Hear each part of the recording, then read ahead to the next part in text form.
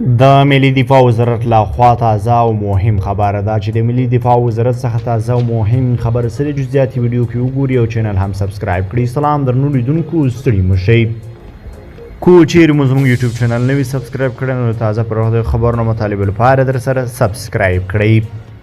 د 203 منصوري قلي اردو د دوهمي سرحدي لیوا په ورکشاپ کې 11 نظامي وسایط ترمیم او ګټه اخیستنې ته چمتو شول.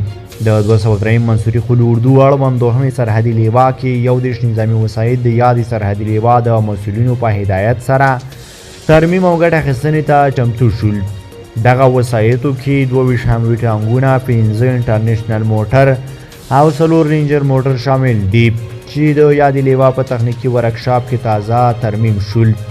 د یادولو وړ چې له دې څخه مخکې هم زیات شمېر غیر فعال وسایط د یادې لیوا د تخنیکي ټیم لخوا ترمیم او ګټه اخیستنې ته چمتو شوي وو.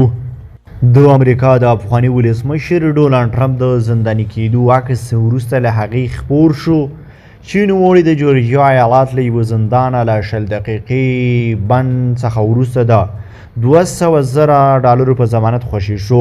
د معلوماتو مخې د امریکا کې لومړی ولسمشر شو چې د زنداني کېدو انځور یې خپریږي. ښاغلي ټرمپ له اوږدې مودې وروسته په لومړي ځل پر خپله ایکس پاڼه ټویټر د زندان عکس نشر کړی دی. ورسره یې لیکلي دي: په ټاکنو کې لاسوهنه، زه نه تسلیمیږم. پر پخواني ولسمشر ټرمپ 14 تورونه دي خو نوموړی ردوي او وایي چې د دې ټولو تر شا سیاسي انګیزه موجوده ده. دا به زموږ چمتو شوي ویډیو.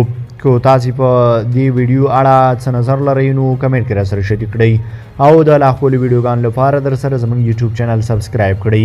ستاسو له ملتیا مننه چې موږ سره تر بیا ښه وخت ښې چارې